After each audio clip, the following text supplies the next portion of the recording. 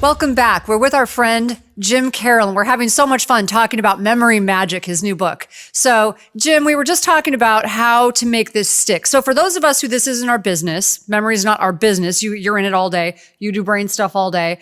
I do nutrition and stuff like that all day. So that stuff we know really well. But when you're doing something new, how do you make it last? How do you make it stick? How do we give our listeners the tips so that, because I know when I did it, we just talked about this in the last episode, it worked really well. And then I got really busy, stopped doing some of the tips, and then it started to disappear. And I noticed when I went back and started to work on it again, it came back. But what would you tell them?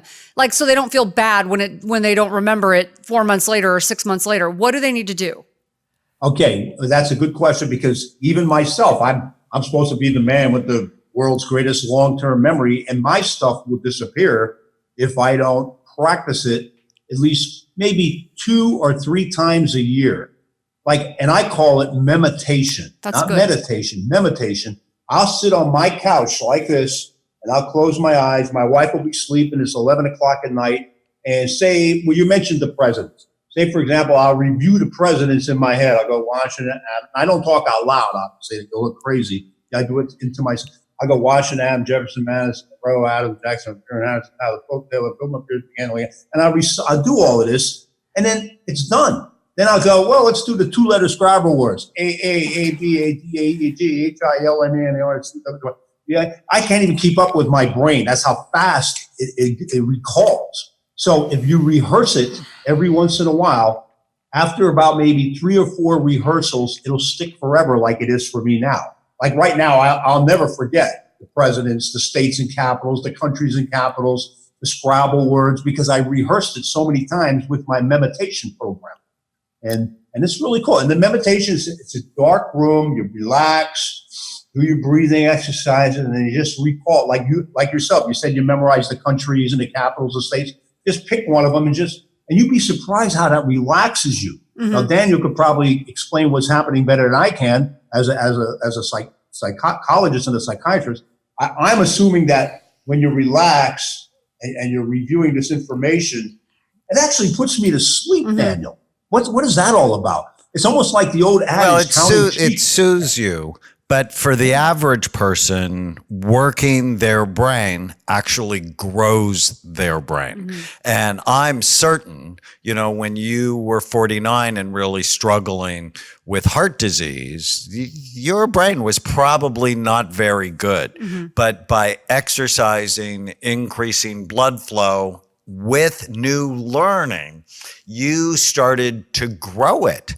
And I think you and I would both agree that everybody has this ability, to varying degrees, obviously. But once you start nurturing it, it grows. And that's what we saw. That's what you saw. And you talk about it in Ultimate Memory Magic, your new book. And you and I talked about it in our course at Amen University. But let's help people start at the beginning. If someone goes, I want a better memory, what are the first couple of things they can do today? I would say the most important thing to have a better memory is to increase your focus, to work on your focus first, because without focus, there is no memory. And for example, like I myself, I was traveling with a gentleman named Tony Dattino. He was the founder of the USA Memory Championships. He's older than I am. I'm 66, he's 70. We're in Orlando, and we went to Universal Studios to eat dinner. So we park, as he's parking the car, I'm on the phone with my wife, Lynn, oh my gosh, we're back down at Universal Studios. And because the last time we were there with the 4 kids, we had a great time. Tony's on the phone with his girlfriend, right? He parked the car. We go and we ate dinner, walked around Universal Studios. We come out. Neither one of us knew where we parked the car. He said, well, you should know. You got the world's best memory. I go, well, you're the USA Memory Championship founder. And we're arguing for an hour. Why? So I'm not the only one. I feel so much better. Well, it's not your memory time. It's focus. Right. We weren't focused. I'm on the phone. He's on the phone. People with these cell phones, it's easy to lose focus. This is important. I just want to reinforce this, because we have a lot of people calling in. They're really scared because they forget where they put something, or like this happens once or twice, they forget where they park their car and they freak out. So sometimes it is a matter of memory. But what I'm hearing you say, and you actually taught me this before, sometimes it's a matter of being present, being focused. So you have to figure out which one it is. Like, are you distracted because you got way too much going on and you're distracted by your devices? Or are you actually in trouble? Well, and we're not working our memories as before because everything's on Google. Right. And many people don't even remember their own phone number. Right. Because you don't have to say it anymore. Once it's programmed, you don't get it. Where before I had 30 or 40 phone numbers in my head. Now I have yours and mine, and that's sort of it. And when you and I went to school, we had to memorize mass amounts of information. We had to go to the library and pull books when we wanted to do papers. We had to, it was like learning a new language. Now people come, like really most of the stuff they need to know is just in their, it's like right here. So they don't have to memorize as much. They may have to memorize it for a test, regurgitate it, and then it's just right here. So it's a little bit different now. Now in our course, Jim, we talk about you want to have good habits, good brain habits, because then that supports your ability to memorize, right? So exercising, that obviously helps you. Eating right, sleep. But then, okay, step number one is you have to pay attention. So our ADD people have more trouble, so get that treated. You have to pay attention. What's step number two? Well, I like to call it, it's all about ESPN. Okay, E for exercise, not only your body, but your brain, which in my opinion is just as, if not more important. So E for exercise, brain and body. S for proper sleep. Sleep is so important. I can't emphasize it. I hear a lot of people, I could go with 3 hours of sleep a day. Oh yeah, well, it's going to catch up with you. And as Daniel knows, you got the lymphatic system that cleans out your brain. You got a lot of stuff going on when you have a nice sleep. It's very important. And plus, you wake up more energized and focused, and it actually is good for your long-term memory. P for ESPN is, in my opinion, the most important thing of all. Positivity, positive thinking, positive memory, hanging out with positive people. That is so important. Positivity is so important. And then the N, I'm sure you're really into this one, nutrition. Yeah. Nutrition I like that. is the ESPN. key. All those things really mean a lot. They really do. ESPN. Yeah, it's good. So, I like that. All right. So then step three, because people want the goods, because, on the Brain Warriors Way podcast, they hear about ESPN all the time. Oh, really? So you have to start somewhere. And I think you started with the presidents. Mm-hmm. And yeah, it was actually fun watching you do that. And you memorized them like over 3 days. Yeah. And no, it actually was a little less. It was actually not as hard as I thought. So I was reinforcing it over 3 days. But how it happened did quick. you memorize? Well, how did you do it? Yeah, I want to know. So for me, one of the tips you gave me a whole bunch of different strategies. What I did is I picked furniture in my house. So I attached them to different, because for me, when I walk in my house, I know my house so well. So depending on where like different pieces of furniture, different rooms, different things like that. So that just for some reason that clicked in my head. This is like, whatever. So that's how I did it. It was just really easy for me to do. I know other people can use like body parts, whatever. That's actually a very famous memory technique that was developed by the ancient Greeks to know like the furniture in your house, and then just make associations. Right. So associations is one of the big memory tools, correct? Yep. Right. So like the entrance is Washington. Duh. you know what I'm saying? And you just go like, because that's number one. It's when you first enter. So that's the easiest one. And then just from there, I would pick things that made sense to me. But so that's how I did it. I memorized it really quickly and it was great.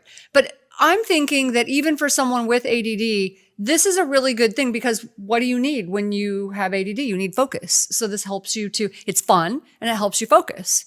And it gives you confidence. Yeah.